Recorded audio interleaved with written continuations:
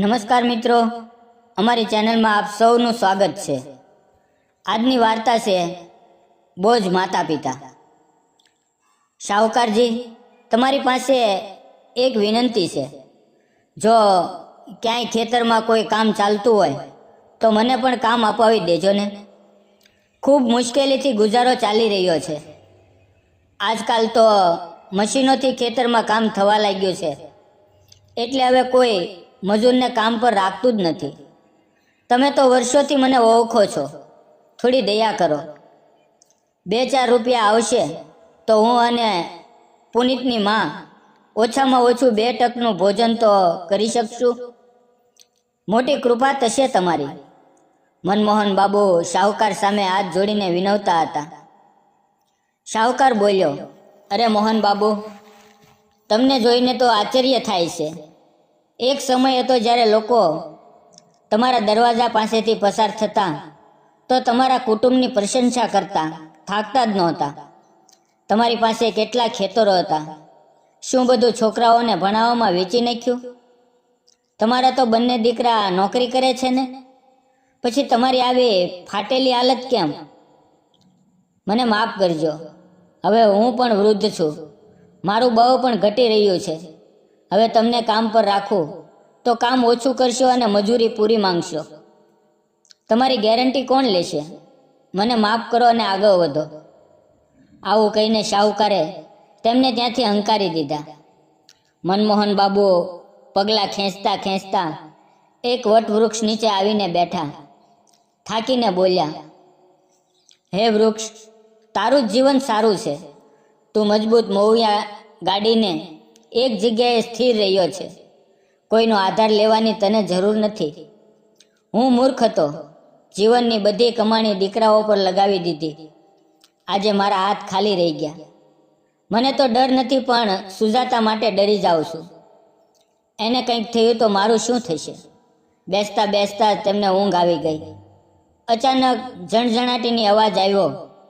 આંખ ખોલીને જોયું તો કોઈએ તેમને ભિખારી સમજીને થોડા સિક્કા નાખી દીધા હતા।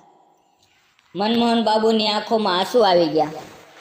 મનમાં બોલ્યા, હે ઈશ્વર, એક સમય હતો જ્યારે હું પણ ખુરશી પર બેસીને કામ કરતો હતો અને આજે એ જ હું ભિખારી ગણાયો। પણ તરત જ સુજાતાનો વિચાર આવ્યો। ભગવાનને યાદ કરીને મનમાં બોલ્યા, શું તું ઈચ્છતો હતો કે ઇજ્જતનું જીવન જીવીને અંતે તારા દ્વારે આવીને હું ભિખારી બનું? તેમણે એ સિક્કાથી થોડો આટો લીધો અને ઘરે ગયા। પત્નીને કંઈ કહ્યું નહીં। બંને પતિ પત્નીએ સૂકા રોટલા ખાઈને રાત કાપી। બીજે દિવસે ફરી કામની શોધમાં બહાર નીકળ્યા। ચોરે ઊભા હતા ત્યારે થોડાક મજૂરો પાવડા લઈને ખેતરની દિશામાં જતા હતા। મનમોહન બાબુ પણ સાથે ચાલ્યા ગયા। ઠેકેદારે નજર કરી અને બોલ્યો, અરે, આ યુવાનોની વચ્ચે આ બુઢાનું શું કામ? હટાવો એને, મજૂરી નહીં આપું। મનમોહન બાબુ તેના પગે પડીને વિનવવા લાગ્યા। ઠેકેદાર બાબુ, 1 અઠવાડિયાથી પૂરેપૂરું ભોજન નથી મળ્યું। મારા ઘરમાં બીમાર વૃદ્ધ પત્ની છે। પોતાનો ગુજારો તો હું કરી લઉં, પણ એની આશા ભરી આંખોનું શું? થોડુંક કામ આપી દેજો। ઠેકેદાર બોલ્યો, ચાલો કામ કરી લો, પણ યાદ રાખજો, તમને હું અડધા જ પૈસા આપીશ, કારણ કે તું યુવાનોની જેમ કામ કરી નહીં શકા। મંજૂર હોય તો કામ કર, નહીં તો જા। મનમોહન બાબુએ વિચાર્યું, થોડુંક મળ્યું એ પણ સારું છે। તેમણે કહ્યું, બરાબર છે, હું મહેનત કરીશ, તમે જોઈને મંજૂરી ચૂકવજો। તેમણે દિવસભર મહેનત કરી છતાં અંતે ઓછા પૈસા મળ્યા, પણ ખુશી હતી કે આજે સુજાતા ભૂખી નહીં સૂવે। મનમોહન બાબુ કામ પર લાગ્યા, પણ ત્યાં હાજર અન્ય મજૂરો તેમને જોઈને એકબીજા સાથે વાતો કરવા લાગ્યા। એક બોલ્યો, જુઓ, આજ એ માણસ છે જે એક સમયે નોકરી કરતો હતો, મહિનાનો સારો પગાર પામતો હતો। આજે દીકરાઓએ એવી હાલતમાં મૂકી દીધો છે કે એક વેવાની રોટલી માટે તરસે છે. બીજો બોલ્યો, અરે ભાઈ, દીકરા વહુ સાથે લઈ જતા નથી. ચોક્કસ એ લોકો પોતાની શેઠાઈ બતાવે છે. ત્રીજો બોલ્યો, ના રે, આજકાલના બાળકો માતા પિતાને ત્યાં સુધી પૂછે છે જ્યાં સુધી એમનું કામ ચાલે. ગઈકાલ સુધી આ દીકરાઓને પોતાના માતા પિતા સોનાના ઈંડા આપતી મરઘી લાગતા હતા. હવે કામ પૂરું થયું એટલે છોડી દીધા. બીજો મજૂર કહે, એની પત્ની બીજા ઘરોમાં કામ કરે છે અને બંને દીકરા શહેરમાં આરામથી નોકરી કરીને મોજ માણે છે. ભગવાન આવી સંતાન કોઈને ના આપે. મનમોહન બાબુ આ બધું સાંભળતા રહ્યા, અંદરથી લોહીના ઘૂંટ પીતા રહ્યા. જ્યારે પોતાનો સિક્કો ખોટો પડી જાય ત્યારે લોકોની અપમાનજનક વાતો સાંભળવી જ પડે એમ વિચારીને એ મૌન રહી ગયા. હવે આ રોજનું થવા લાગ્યું. મનમોહન બાબુ દિન પ્રતિદિન દિહાડીના કામ માટે ખેતરમાં જવા લાગ્યા. ક્યારેક ખાવાનું ઘરમાં રહેતું, ક્યારેક નહીં. એવા સમયે સુજાતા બહેન પડોશમાં કામ કરીને થોડીક વસ્તુ લઈ આવતી અને જ્યારે એ પણ ના મળતું ત્યારે લાજ સાથે પડોશણ પાસે હાથ ફેલાવતી કે જેથી થાકેલા મોહન બાબુને ઓછામાં ઓછું રોટલો ને મીઠું તો મળે. ક્યારેક પાડોશીઓ આટો ચોખા આપતા પણ સાથે કડવી વાતો પણ કરતા. તે સુજાતાને વધુ દુઃખ આપતું. એક દિવસ ઘરમાં એક દાણો પણ નહોતો. ખાલી વાસણને જોઈને સુજાતાના હૃદયમાં ક્લેશ થયો. મનમાં બોલી, શું આપણી સંતાનનું હૃદય આટલું કાવું થઈ ગયું છે? કદાચ કોઈએ એમને ભ્રમિત કર્યા હશે. એકવાર પુનિતના પપ્પાને આવતા પહેલા એને યાદ તો અપાવું. તેમણે આંચળની ગાંઠ ખોલી, જેમાંથી એક ચવનની મળી. એને લઈને પોસ્ટ ઓફિસે પહોંચી. પોસ્ટમાસ્ટર પાસે વિનંતી કરી, ભાઈ, મારા દીકરાને ફોન લગાવી દેજો ને, આ ચવનની લઈ લો, બહુ મોટો ઉપકાર થશે. પોસ્ટમાસ્ટરનું હૃદય દ્રવી ગયું. તેણે ફોન લગાવીને સુજાતાજીના હાથમાં રિસીવર આપ્યું. સુજાતા બોલી, હેલો પુનિત, તને અમારી યાદ નથી આવતી? તારો ભાઈ મુકેશ તો વિદેશ ગયો અને અમને છોડી દીધા. હવે તારા પર આશા રાખી હતી કે તું અમારા વૃદ્ધાવસ્થાનો આધાર બનીશ, પણ તું શહેર શું ગયો, અમારેથી મોઢું જ ફેરવી લીધું. બેટા, દરરોજ તારી યાદ આવે છે. તું તારી મા વિના કેવી રીતે રહે છે? તારા પપ્પા હવે બીજાના ખેતરમાં મજૂરી કરીને ગુજારો કરે છે. ઘણા દિવસો એવા આવે છે કે અમને ભૂખ્યા જ સૂવું પડે છે. બેટા, તું હવે નોકરી કરા છો, થોડીક તો તારા વૃદ્ધ પિતાનું ધ્યાન રાખ. એણે પોતાની સીમાથી વધીને તારી માટે બધું કર્યું હતું. જ્યારે અમે શહેરમાં રહેવા ઈચ્છતા હતા ત્યારે તે કહ્યું કે ભાડું વધારે પડશે, ગામડે જાઓ. અમે તારી વાત માની, પણ તું તો અમને યાદ કરવાનું પણ બંધ કરી દીધું. જો તું આવી ન શકે તો અમને ત્યાં બોલાવી લે, પણ આવી રીતે તો ન કર બેટા. અમે કોના સહારે જીવશું? સુજાતાજી ફોન પર પુતિનને આ રીતે રડતા વિનંતી કરી રહી હતી. પુનિત ગુસ્સે બોલ્યો, માં, કેટલી વખત કહ્યું છે કે દિવસમાં ફોન ના કર. હું ઓફિસમાં છું. આવું જ કરતી રહીશ તો એક દિવસ તારો ફોન ઉઠાવીશ જ નહીં અને હું તમારા સાથે રહી શકતો નથી. મારું સ્ટાર્ટર અલગ છે. તમારી સાથે રહીશ તો લોકો હસશે. જોયું છે ને, પપ્પાનો રંગ કાળો છે. આભાર માન કે અમારો રંગ તારા પર ગયો છે, નહીં તો લોકો અમને પણ બેસવા ન દે. એવા પપ્પાને હું શહેરમાં લાવીને ઘરમાં રાખું? મેં અહીં બધાને કહ્યું છે કે મારા પિતા લાંબા, ચોખ્ખા ને સુંદર છે. જો તમને અહીં લાવી દઉં તો હું જ જૂઠ્ઠો સાબિત થઈ જાઉં. અને હા, અમારી માટે તમે શું કર્યું હતું? જો કંઈ માંગવું જ હોય ને તો ભાઈ પાસે માંગો, નહીં તો જેમ બને છે તેમ ગુજારો કરો. અને સાંભળો, બહુ જરૂરી થઈ જાય એટલે કે પપ્પા મરી જવાની નોબત આવે ત્યારે જ મને ફોન કરજો, નહીતર ન કરતા. હું પોતે ફોન કરીશ. આવું કહીને પુનિતે ફોન મૂકી દીધો. પુનિતની આ વાતો સાંભળીને સુજાતાજીનું હૃદય તૂટી ગયું.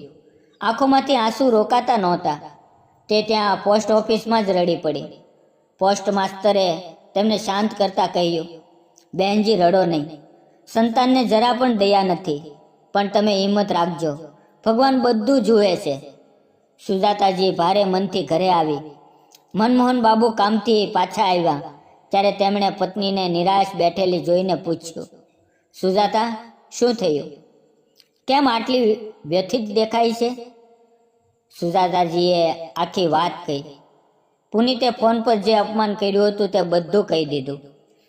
મનમોહન બાબુ અંદરથી ભાંગી ગયા, પરંતુ પત્નીને શાંત પાડતા બોલ્યા, ચાલ સુજાતા, દુઃખ ન કર. ભગવાને જ કદાચ લખ્યું છે કે વૃદ્ધાવસ્થામાં આપણને સંતાનનો સહારો નહીં મળે. હવે એકબીજાનો સહારો લઈને જીવન પૂરું કરવું છે. દિવસો પસાર થવા લાગ્યા. મનમોહન બાબુ કામ કરતા, સુજાતાબેન ઘરોમાં મજૂરી કરતી. ક્યારેક પેટ ભરાતું, ક્યારેક અધૂરું રહી જતું. એક દિવસ મનમોહન બાબુને ખેતરમાં જોરદાર તાવ ચડ્યો. શરીર નબળું પડી ગયું. ઘેર લાવવામાં આવ્યા. દવાખાને લઈ જવા માટે પૈસા નહોતા. સુજાતાજીએ પાડોશમાંથી ધીરું ધીરું ઉછીના પૈસા એકઠા કરીને સારવાર કરાવી, પણ મનમોહન બાબુનું આરોગ્ય દિવસે પ્રતિદિન ખરાબ થવા લાગ્યું. અંતે એક રાતે મનમોહન બાબુ શ્વાસ ખેંચતા ખેંચતા પત્નીના હાથમાં હાથ મૂકીને બોલ્યા, સુજાતા, કદાચ હવે હું વધારે દિવસ નથી. જો જીવતો રહીશ તો ફરી તને દુઃખ આપીશ, પણ જો ચાલ્યો જાઉં તો તું હિંમત રાખજે. બાળકો પાસે જઈને અપમાન સહન ન કરતી. તારે તારી આબરૂ જાળવી રાખવાની છે. હું તને છોડીને જાઉં છું, પણ ભગવાન તારો સહારો બની રહે છે. આ વાત કહીને તેઓ શાંતિથી આંખ વીંચી ગયા. સુજાતાજી રડી પડી. આખું ગામ એકઠું થયું. મનમોહન બાબુની અંતિમ વિધિ ગામના લોકોની મદદથી થઈ, પણ પુનિત કે મુકેશ બંનેમાંથી કોઈ દીકરો પણ અંતિમ વિધિ માટે આવ્યા નહીં. લોકો કહેતા, જુઓ, કેટલા નસીબદાર પિતા હતા કે દીકરાઓને નોકરી સુધી પહોંચાડ્યા, પણ વૃદ્ધાવસ્થામાં પોતાની અંતિમ ક્ષણે દીકરાઓને પણ જોવા ન મળ્યા. આવી સંતાન હોવા કરતાં સંતાન ન હોય એ સારું. સુજાતાજી એકલી જ બધું જોઈ રહી હતી. દિલમાં આઘાત હતો, પણ હવે જીવવું જ પડશે એમ માનીને ફરી ઘરોમાં મજૂરી કરવાનું શરૂ કર્યું. મનમોહન બાબુના મૃત્યુ પછી સુજાતાજી સંપૂર્ણ એકલી પડી ગઈ. ગામના લોકો 2-4 દિવસ સહાનુભૂતિ બતાવી, પરંતુ પછી દરેક પોતાની દુનિયામાં વ્યસ્ત થઈ ગયા. હવે સુજાતાજી તેની માટે જીવવા રહેવું સહેલું નહોતું. ઘરમાં આવકનું કોઈ સાધન નહોતું. એ ઘરોમાં મજૂરી કરતી, પણ ઉંમર વધી રહી હતી. શરીર કામ આપતું નહોતું. એક દિવસ પડોશણ બોલી, બેન, આટલી ઉંમરે હવે તું ક્યાં સુધી કામ કરશે? દીકરાઓને ફોન કરીને બોલાવી લે. સુજાતાજીએ કરુણ હાસ્ય સાથે કહ્યું, બેન, એ દીકરાઓ માટે તો અમે જીવતા જ નથી. તેમના માટે તો અમે પહેલેથી જ મરી ગયા છીએ. ભલે ભૂખથી મરી જાઓ, પણ ફરી અપમાન સહન નહીં કરું. દિવસો પસાર થતા ગયા. ઘરમાં ખાવા માટે કશું નહોતું. એક દિવસ તો સુજાતાજી થાકીને રસ્તા પર પડી ગઈ. ગામના લોકોએ દોડીને પાણી આપ્યું, કોઈકે રોટલો ખવડાવ્યો, પરંતુ રાત્રે ઘરમાં એકલી પડેલી સુજાતાજીએ ભગવાન પાસે રડતા રડતા કહ્યું, હે પ્રભુ, કેમ આવા સંતાન આપ્યા જેને માતા પિતાની કદર નથી? જો તું મને હવે બોલાવી લે તો સારું. આંસુઓથી ભીંજાયેલા ચહેરા સાથે સુજાતાજી ઊંઘી ગઈ. થોડા મહિના પછી પુનિત અને મુકેશ બંને દીકરાઓ ગામમાં આવ્યા, પરંતુ પિતાની ચિતા રાખ સુધીમાં આવવા નહોતા આવ્યા. હવે આવ્યા ત્યારે વાત અલગ હતી. ગામના લોકો તેમને જોઈને ક્રોધથી બોલ્યા, હવે કેમ આવ્યા? જ્યારે પિતાજી અંતિમ શ્વાસ લેતા હતા ત્યારે તો ન આવ્યા, અંતિમ વિધિ વખતે પણ ના આવ્યા. હવે શું લેવા આવ્યા છો? પુનિત બોલ્યો, ઘર વેચવા આવ્યા છીએ. શહેરમાં અમારે પૈસાની જરૂર છે.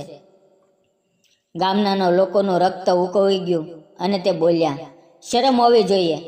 જે ઘરમાં તમારો જન્મ થયો, એ ઘરમાં તમારા પિતાએ આખું જીવન તપ કર્યું, એ ઘર તમારે વેચવી નાખવું છે? માતા એકલી જીવતી હતી ત્યારે જોવા પણ ના આવ્યા, હવે એ ઘરની મિલકત વેચવા આવ્યા છો? આવી સંતાનને શરમ પણ નથી આવતી? સુજાતાજી આ વાતો સાંભળી રહી હતી. દિલ કંપી ગયું, પણ તે શાંત રહી. રાત્રે જ્યારે દીકરાઓ સૂતા હતા ત્યારે સુજાતાજીએ ઘરમાંથી થોડા જૂના કપડાં, મનમોહન બાબુનો ફોટો અને ભગવાનની મૂર્તિ લઈને બહાર નીકળી ગઈ. પાછળ ફરીને પણ ન જોયું. મનમાં કહ્યું, હવે આ ઘર, આ સંતાન કંઈ જ મારું નથી. હવે મારો સહારો માત્ર ભગવાન છે. અને એ ગામ છોડી અજાણ્યા માર્ગ ઉપર ચાલવા લાગી. સુજાતાજી રાત્રિના અંધારામાં ગામ છોડીને ચાલી રહી હતી. હાથમાં નાનકડો થેલો, એમાં થોડા કપડાં, પતિ મનમોહન બાબુનો ફોટો અને નાનકડી દેવની પ્રતિમા.